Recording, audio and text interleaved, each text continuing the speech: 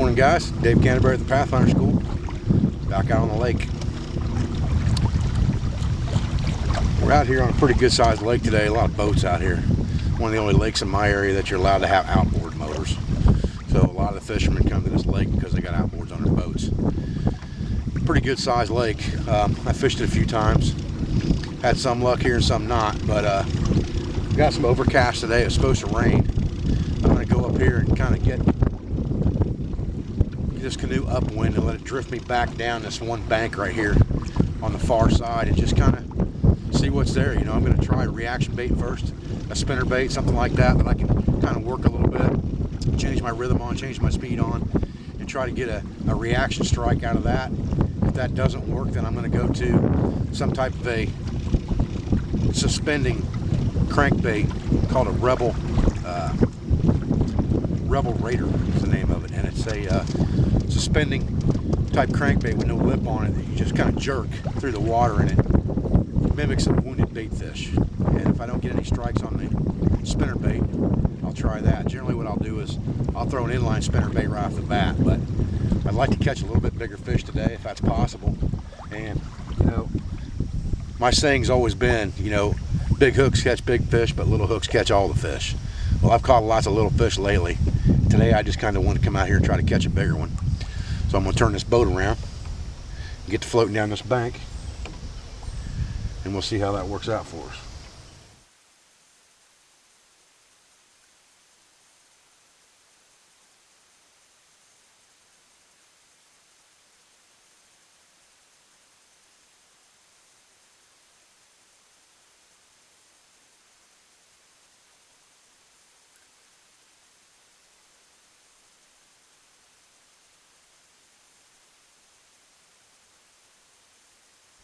Boys, I got a nice one on here.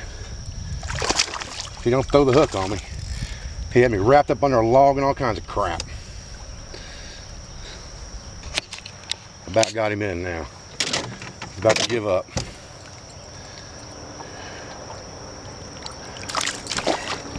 Look at that, fellas. Huh? Woo-wee.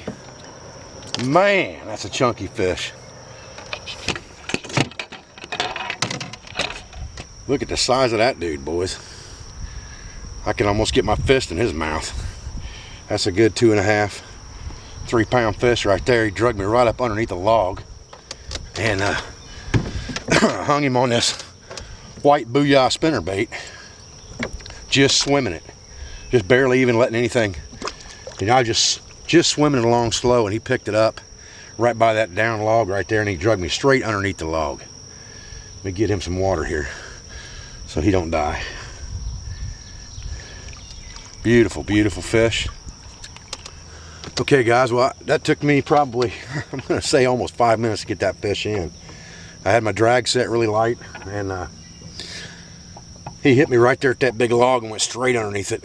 I'm afraid he's gonna break me off, but I'm using braided line. Got some about 12 pound braided test on there with that spinner bait, and a medium action ugly stick with the Mitchell reel on there.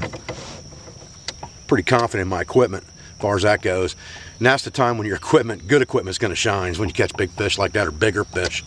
I just can't bring myself to eat a nice big bass like that, so I let them go. But it's just a matter of patterning these fish, and you know, we'll see if we can catch another one here. But I'm off away from the bank a little bit, and I'm just kind of swimming this spinner bait, just picking it up, dropping it down, almost like a jig type situation. And he hit that thing probably 20 foot offshore right at the base of a log. So that's what we're going to be looking for a pattern today.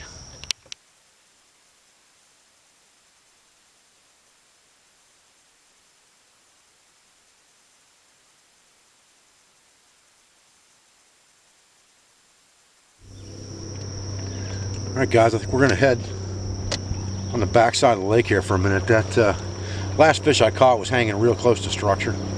I know there's another bank here around the corner. It's got quite a bit of structure sticking out into the water, log wise, things like that, dead logs. So I think we're going to go down there and try to hit that, see if we can repeat that process with that fish. Like I said, I like to catch a couple bigger fish today. I like fishing, but I like to catch the big ones too. And you just kind of have to figure out what the pattern is going to be. Those bigger fish aren't near as easy to catch as the little ones are. So you've got to figure out what their pattern is. And if they're hanging, you know, down on the bottom, we got a system coming in right now. Barometric pressure is probably dropping, pushing the fish down. So they're probably hanging near the bottom. You know, a worm or something like that would be a good bait to fish right now, soft plastic, but I don't have that luxury a lot of times in a canoe because it blows around so much, unless I throw an anchor in the water. So I kind of have to pick and choose my battles. So I'm trying something I can fish slow, like a spinnerbait, but I can still continue to move and fish a little faster. If I catch another good one, I do. If I don't, I don't. We'll see what happens. All right, guys. Well, I've had a few questions about the boat and the setup and things like that we're fishing out here today. And I've got a Mohawk 13-foot solo canoe. I've got a 30-pound thrust Minn Kota trolling motor attached to that we talked about, that mount and all that in other videos. I've got a milk crate with a Duralast deep cycle battery. I always carry an oar, a PFD, and this is just a Stearns PFD, but it is multifunctional in that it was made for in the water fishing, like fly fishing and things like that. So it's got a couple extra goodies on it, attachments to put things on, but I always have that in the boat. And then I just use a feed scoop as a multi-purpose baler / Harvey pee bucket when I'm out there, in case I can't get to shore and I've got to pee. I can just get on my knees in the boat and pee in this bucket and dump it over the side. I just carry this old cheapy JanSport pack that I've always carried, and inside that I've got all my boxes with my lures and tackle in them if I'm going out fishing for the day. The front pocket's got, you know, jar baits and things like that, like gulp, those types of things, some bug repellent, a pair of needle nose pliers, and then I've got my small box that I carry in my backpack. I just put in here in case I want to use a bait out of that box.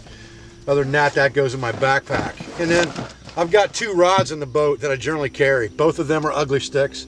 One of them is an ultralight ugly stick with a Mitchell reel on it, about 6-pound test monofilament line. And then I have a medium action ugly stick that has a Shimano Solstice 2500 reel on it, and it's got 12-pound test braided spider wire on it.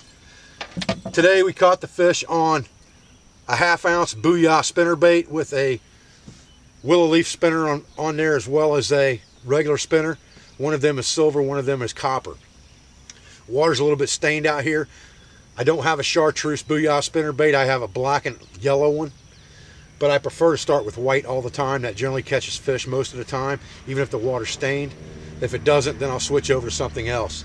But we fished for a couple hours today. We only caught the 1 fish, but I came out here today to catch a bigger fish. I catch little fish all the time, and I love catching fish. Doesn't matter what size they are to me, but I came out here today specifically to try to catch a bigger fish, knowing that I wouldn't be able to fish soft plastics very well because this canoe was going to float so bad with the wind. I wouldn't be able to sit in one spot very well and work a worm or jig and pig combination or something like that. I was going to have to do something I could just present slow rolling fashion like a spinnerbait. So I appreciate you joining for this video. I thank you for everything you do for me, for my school, for my family, for my friends, affiliates, and sponsors. I'll be back with another video as soon as I can, guys. Thanks.